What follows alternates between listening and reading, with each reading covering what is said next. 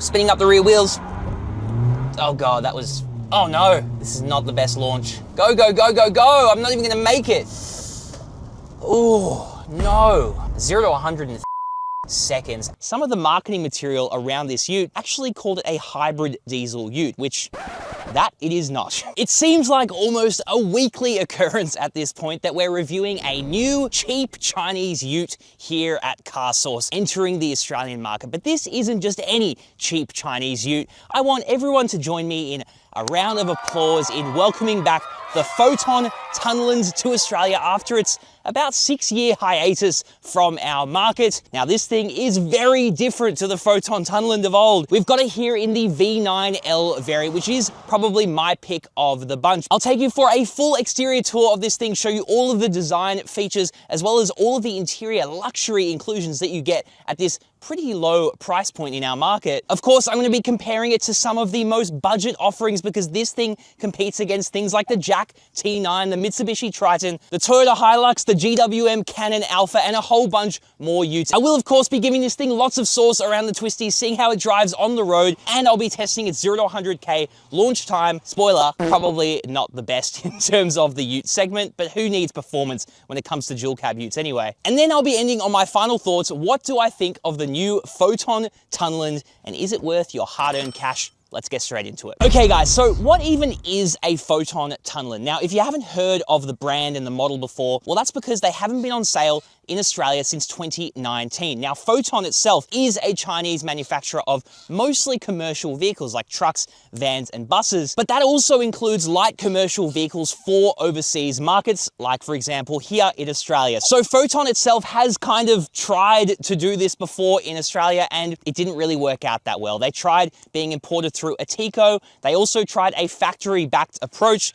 Neither of those things panned out very well. This time around though, Foton is being imported by a company called Inchcape, which also bring in Subarus to Australia. So is it going to be different this time around? Well, honestly, potentially, because this time they're bringing their mild hybrid ute offering, which is the Tunland with this 48-volt mild hybrid system, which promises better efficiency. It is built to Euro 6 emissions standards. We'll definitely get into the fuel efficiency a little bit later, because needless to say, it's not exactly what they claim. But let's start with the pricing for the Tunland range. And you've got kind of two main options to choose from. The V7C kicks off the range at $39,990 before on-road costs. That is for the 4x2 variant. Now you can also get a 4x4 variant of that for $42,990 before on roads. This thing on the other hand is the V9L, and it's the more lifestyle focused variant. It comes in at $45,990 before on-road costs. You can also take it a step up and go for the V9S, which comes with a glass sunroof,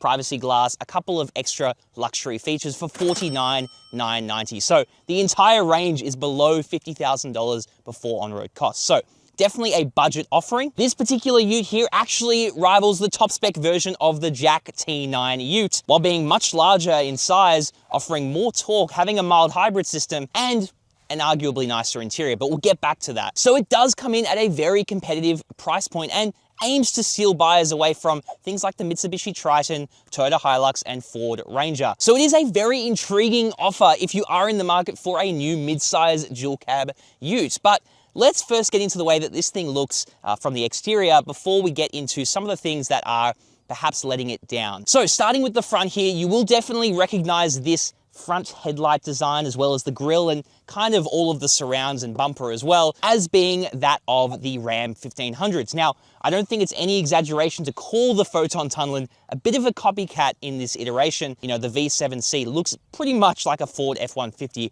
from the front. This thing is basically a Ram 1500. Needless to say though, it does look quite menacing from the front. I like this LED headlight design, which is LED across the range. You do get Foton spelt out here across the front of the bonnet. You also get an absolutely massive grille and a 48-volt hybrid badge. I'm glad it says 48-volt hybrid because some of the marketing material around this ute actually called it a hybrid diesel ute, which that it is not. You also get your front-facing camera down here, as well as a radar system and some more cameras up the top there. This thing does come really well equipped in terms of safety kit across the range. You do get a Ram 1500 kind of bumper down there, as well as a proper, if I go low enough, steel bash plate down there, which is pretty good. Now, I do want to apologize if this thing is slightly dirty. This one has been pretty much hardcore off-roading. So if you want to read all about that, head to carsauce.com. We have a full comprehensive written review up now on the Foton Tunland. But yeah, apart from that, it's pretty much a Ram 1500 from the front. Let's check out the side. So I think from the side is where you can really start to appreciate just the massive stature of this ute. And really, this is very much part of that new wave of utes coming into Australia that kind of sits between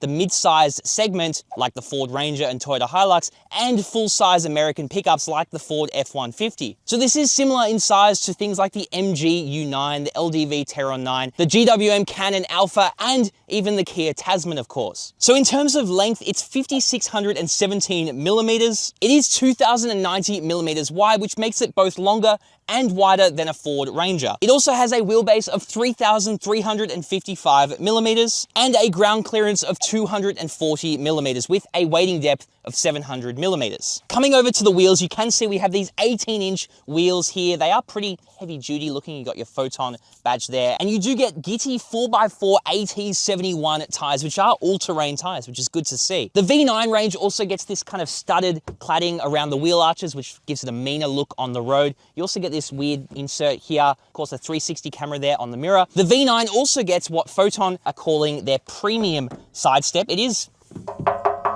proper metal and actually quite large as well, which is good to have. But I would imagine that whacking a boulder with this would be quite easy to do off-road. Of course, this one does get keyless entry and go. No privacy glass, unfortunately, but you do get it on the higher trim, and also no roof rails. But once again, the higher trim gets that. Another kind of callback to the Ford F-150 is this little 4x4 badging here on the tray. And you also get this cool black sports bar here too. But let's check out the back. As far as rear ends making a big impression, this one certainly does the job. Look at this massive Foton lettering across the back here. You have this kind of black plastic insert here, which also houses your reversing camera. These LED taillights look awesome. They're super bright, and this massive light bar goes across the entire rear of the vehicle. You can see we have our Tunland V9L badging there, as well as our 48-volt hybrid badging also on the rear. Now, if we come to the tray, you'll see we actually get a hydraulic opening here, which is awesome to see. It makes it much easier to open and close. Unfortunately though, you don't get any kind of step to get inside this tray. So you probably have to step on the tire, or there's a little step here on this bumper that feels a bit iffy. Or if you're extremely athletic like me, you can climb in. And I have to say, I'm quite impressed with this spray-in bed liner here. If you guys remember our Jack T9 that we used to own on the channel, I mean, the finishing on this is night and day if you compare it to that. This is actually done quite well.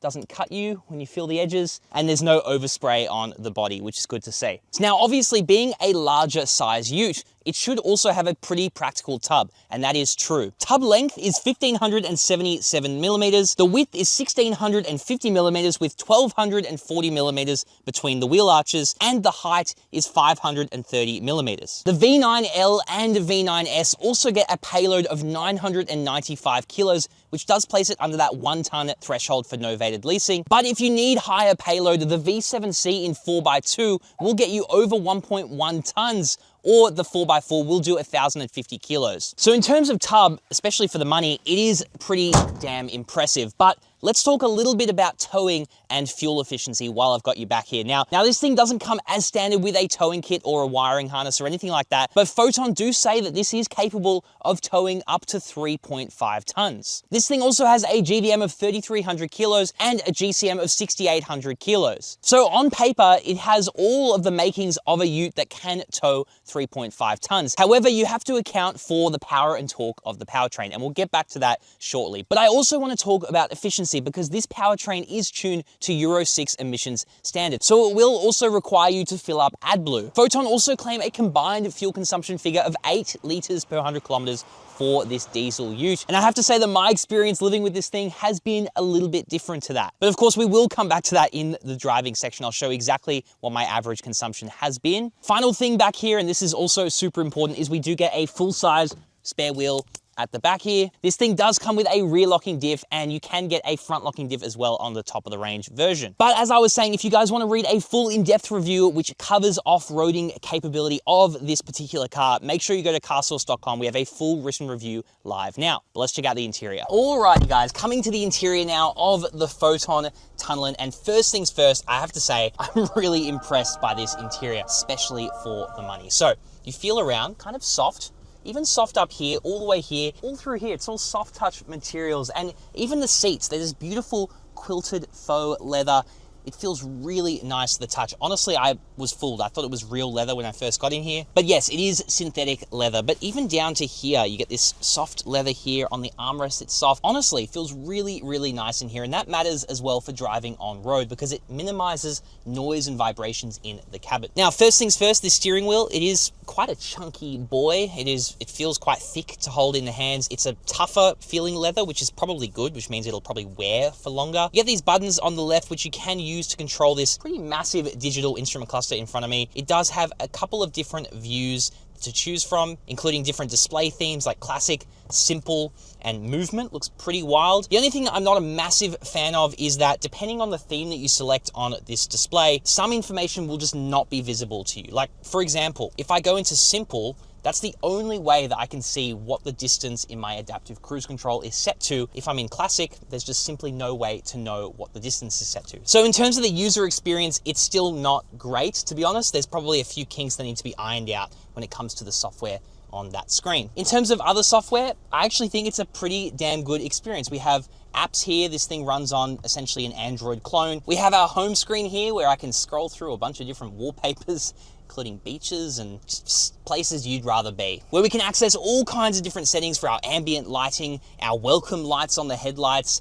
There's more customization here than I initially expected. We can also change a bunch of the driver assistance systems and safety systems to turn them off and they stay off, which is good, or just to adjust the sensitivity. So really, really good there. You can also access all of these menus really quickly through one of the buttons here in the center console. You do get wireless Apple CarPlay and Android Auto, which is awesome, and it has a really good full screen integration. It looks fantastic on this display. You also get buttons down here. So yes, you can control all of the climate controls through the screen here. It's easy enough to do. However, you can also adjust temperature and fan speed through the buttons here, which is fantastic and means that you don't have to exit CarPlay to adjust some of the climate controls. You also have your heated seat controls here because yes, these seats are heated and they are 3-stage heated in fact, which is honestly mind-blowing to see at this price point. You also get a pretty decent wireless charger here, which also has a rubberized matte finish, stops your phone from kind of flying around as you're corner carving in your bloody Foton Tunland.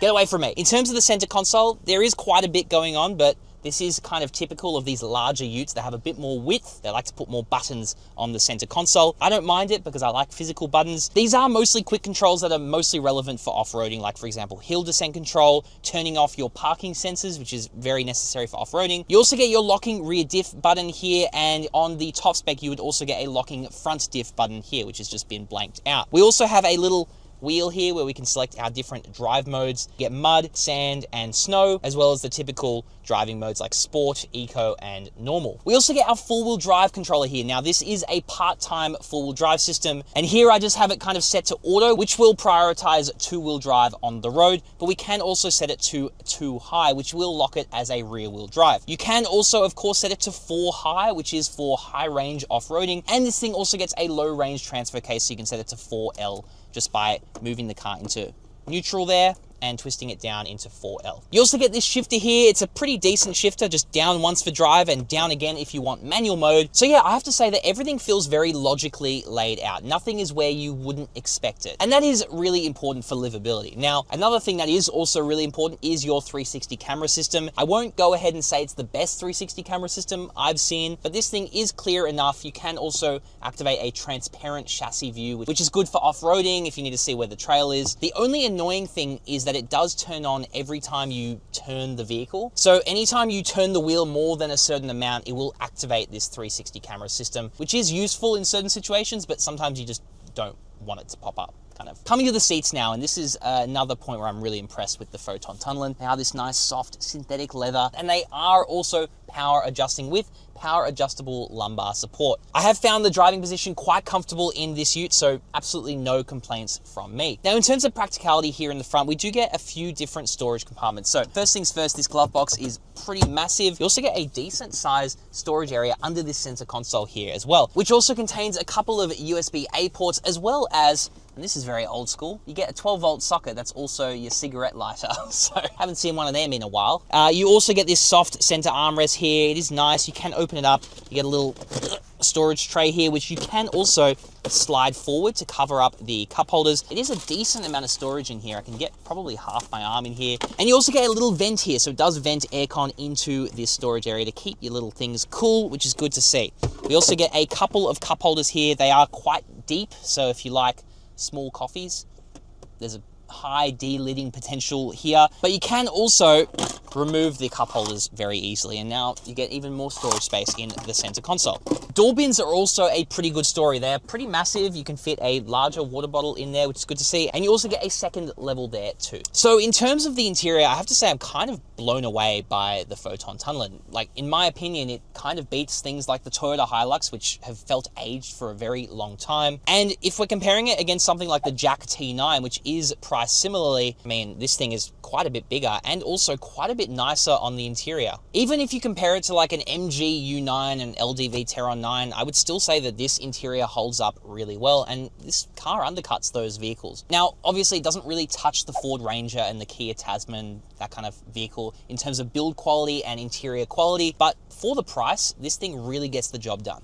But let's check out the rear seats. All right, guys, so before we hop in the back, this is a good test of every dual cab, is can you store stuff in the second row? And the good news is you absolutely can. So we can pull this second row forward, and you can actually see we have our lithium ion battery pack at the back here. So that all sits behind the rear seats. Now, if I fold that back up, we can also lift up the bottoms, and you'll see we actually do get a pretty decent amount of space through here. No storage bin or anything like that, but because this is such a massive long ute, you just get a massive amount of storage space here using the floor. So how does that interior space translate into backseat passenger comfort? Well, it actually translates quite well. So obviously, being a long ute, in terms of legroom, you do get plenty. You also get plenty of toe room. The seating angle is actually quite good as well. I do feel like my thighs are being supported from beneath. The only thing that kind of interferes with comfort, if you will, is this backrest. It feels, to be honest, like it lacks a little bit of bolstering. It just kind of feels a bit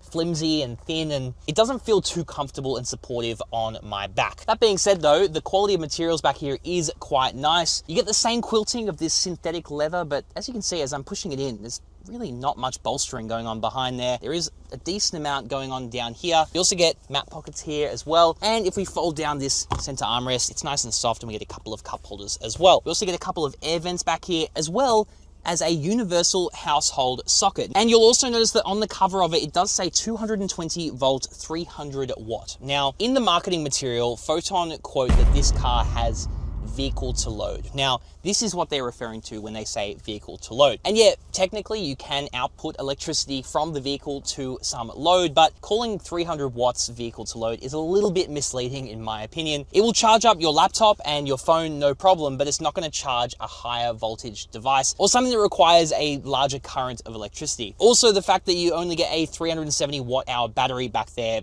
it's not going to be able to support any kind of load for very long either. But you know what will support you for a very long time is CarSauce Buy. That's right, join our many thousands of happy customers that have used CarSauce Buy to purchase their latest car. Whether you're in the market for a Foton Tunland or any new car for that matter, make sure you go to CarSauce Buy by scanning the QR code on screen now or Googling CarSauce Buy. We've recently launched CarSauce Buy 2.0, so you might have seen some changes to the page there, and it will now more intelligently match you up with a car buying expert for your needs. So if that sounds good to you and you want the best possible price on your next car, you have to go to CarSauce Buy. All right, I guess it's time to launch this thing. Let's do it. Alrighty guys, now it's time to launch the Foton Tunland. First thing I'm gonna do is put it into 2 high. It is absolutely horrendous raining conditions. Let's see what we can get anyway. As I stamp the accelerator, we don't get a sport mode in 2 high. Spinning up the rear wheels. Oh God, that was, oh no. That was not a good shift. Oh God. This is not the best launch. Go, go, go, go, go. I'm not even gonna make it. Oh, no. No, that has got to be one of the worst launches of any ute that I can remember, to be honest. 0 to 100 in 13.92 seconds. That can't be right. I got to give it one more chance. That's crazy. Alrighty, guys, let's try that again. Maybe we've warmed up the tires. I don't know. It's not ideal conditions, but let's see if we can beat that. I'm not going to boost it as much. Okay, still a bit of wheel spin, but I think we got away faster. Come on. Come on, Foton Tunland. I believe in you. You've got this. That definitely was a better 0 to 60. Oh, man. Okay. Marginally better. 0 to 113.3 seconds. And honestly, I don't think it would be much better, even if it wasn't raining. It's not great, but let's drive this thing normally, see if it can redeem itself. Alrighty, let's drive the Foton Tunland, see how this thing drives on the road. And you know what? First thing I'm gonna do is I'm gonna change it into sport mode, and let's just give it a bit of a squirt, see how it goes up this little hill here. Let's see. Yeah. So, yeah, as you can see, if you go up any sort of hill, this thing might struggle a little bit. So that kind of brings me to my first point. One of the things that I don't really like about this car, and might honestly be a bit of a deal breaker when it comes to buying a ute, before I get into some of the stuff that I actually do quite like about this ute. So that is the powertrain. As I take this first corner, oh, geez, it is absolutely bucketing down, guys. This is torrential downpour, but it handles quite well. So this thing is powered by a 2-liter turbo diesel mild hybrid powertrain. They call it a hybrid diesel ute. It's definitely not hybrid. This is a 48-volt mild hybrid diesel, and it makes a pretty measly 120 kilowatts of power, 450 newton meters of torque. Now, that does lag behind some of the competitors, which, to be fair, are a bit more expensive, like the GWM Cannon Alpha with its 135 kilowatts and 480 newton meters for the diesel powertrain, and something like an MG U9. So when you're dealing in this kind of larger ute segment, you know, bigger than the Ford Ranger, but smaller than like a Ram 1500, you start to feel that lack of power and that lack of torque quite significantly. And if you are going to be doing, you know, heavy towing, this thing is rated for up to 3.5 tons of towing. You're definitely going to be feeling that lack of power. And yeah, I mean, it does have an 8-speed ZF gearbox, which is actually a decent transmission. I got no issues with the transmission. It's just the lack of power that really lets this thing down compared to the competition. Yes, it is cheap. It's a budget ute, but if you can't bloody accelerate up a hill, you're not going to be happy. And I'm kind of driving this ute in the most ideal conditions right now with just myself and no heavy cargo, and it's still struggling. Now, you might think, okay, but you know, if it's slow and lacking in power, maybe it makes up for it in terms of fuel economy. And unfortunately, you've been mistaken in that regard as well. So this car, over the last 1,200 kilometers almost, has been averaging just under 11 liters per 100 kilometers. Let's just say it's not great for a diesel ute. Something like the GWM Cannon Alpha was averaging in the high 8s. So yeah, this thing is significantly less economical and efficient, despite being a mild hybrid ute. Let's send it up Saucy Corner, see if it can redeem itself in the handling department. You're gonna fist me. I'm gonna go. Oh God. Oh, why are my hazards on? Why are my hazards on? Turn it off. They just went on by themselves. Okay, we're up to speed, kind of. Let's send it into this first corner. Ooh. Oh yeah, I really tipped it in there. I thought it would kind of roll a lot more than that, but that was quite good. Let's see if we're getting much understeered. No, very controlled through there. It did cut power a little bit, but honestly, this is where the ute will kind of surprise you. It actually handles pretty damn well. And that was one of the things that I didn't expect when I got behind the wheel of the Foton Tunland. You know what? It can handle a corner pretty well. Overall, in terms of ride and comfort, I've actually been pretty impressed by this car as well. On a highway, it does have adaptive cruise control and lane centering, so it will steer itself down a lane. It does a decent enough job at it. I wouldn't say it's the best by any stretch, but it's still pretty good. Oh my God, it is bucketing down today, guys. This is shocking. I have to say, for the money, despite the fact that we're riding on all-terrain tires right now, this thing is quiet, it's comfortable, and if I compare it to something like a Hilux, guys, I have to say, this thing is quite a bit more comfortable than that car. Now, of course, this is the V9L, which is more of a lifestyle focus ute compared to the V7 versions of the Tunland. And that's because this thing gets multi-link coils for the suspension. So instead of leaf springs, which are better for carrying heavy payloads, this thing has a more comfort lifestyle tune to the suspension, and that makes a big difference. We also get a bunch of off-road terrain modes. So there is quite a bit to think about when it comes to the Foton Tunland range. Definitely quite a capable off-roader for the price. However, there's a few shortcomings that make you really question if it's worth it. But I guess we'll have to get into my final thoughts. Alrighty guys, so final thoughts now on this behemoth of a ute, the Foton Tunland. What do I think? Do I think it's worth the money at $45,990 for this variant? Now, I definitely think that this variant is the pick of the bunch, unless of course you do need the increased payload, in which case you'd go for the V7C, probably the 4x4 for $42,990. Now, this thing competes against the Jack T9, the Mitsubishi Triton, even the KGM Sangyong Musso and the GWM Cannon Alpha, but to be honest, it kind of undercuts a lot of the competition apart from the Sangyong Musso. It is quite a bit cheaper than the GWM Cannon Alpha diesel, which starts at over $50,000, while also adding a mild hybrid system that, yes, I don't like all of the marketing terms that they've used. Like, for example, calling it a hybrid diesel ute, I think is just false, and saying that it has vehicle to load is definitely a bit of a stretch. But I think if you look past some of the marketing missteps, you will be impressed by the packaging of the Foton Tunland. And I definitely think it's worth a test drive. At least have a look at one, see what you think. Yes, the design is a bit derivative and certainly takes inspiration from some of the best-selling American pickups in the market. But I always say, as long as you copy the good stuff, and I don't think that this thing looks bad at all. Is it an RIP Jack T9? Honestly, probably. You get quite a bit more footprint, bit more practicality, quite a bit more torque, and this thing rides a hell of a lot better than that ute. Of course, the Jack T9 will have a slightly higher payload than this because this sits on multi-link rear suspension. But for a lifestyle ute, that is the trade-off that I would make. But of course, let me know what you think down in the comments below. If you are interested in a Foton Tunland or any new car for that matter, make sure you Google CarSauce buy or scan the QR code on screen now. And our dedicated team of car buyers will make sure you get the best possible price on your next car, whatever that car is. Of course, if you want to read a full written review of the Foton Tunland, it is now live on carsauce.com, so make sure you go check that out. Oh my God, there's a cat running straight towards me. Sorry about that. I don't know why this cat always comes when we film. Whose cat is it? It's a mystery. We also post daily news and written content on the site, so if you haven't checked out that site already, what are you doing? Make sure you check it out. All right, guys, ciao for now.